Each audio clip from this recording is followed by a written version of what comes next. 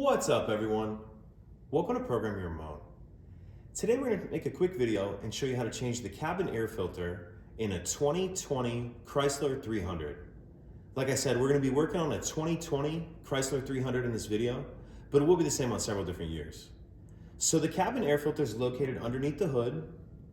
Then if we take a look at the passenger side, we see this panel right here, and there's these two clips on the bottom that you need to push in. And then that panel will come off like that, and we can just set that to the side. Now, if we take a look up in here, we see this item right here, and this is really just a lid that we need to flip up like this. So that lid just flips up, and then we can see our filter right here. And this actually doesn't need to be changed, but when you put yours in, just make sure you're paying attention to this part.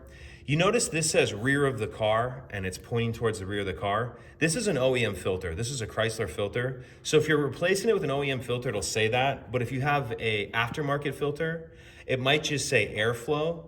And if it just says airflow, you still want that going towards the rear of the car. So airflow going towards the rear of the car, or if your filter says it, obviously orientate it that way. Put that in there, snap that little top down, and then we'll throw our access panel back on. And that's it. Pretty simple.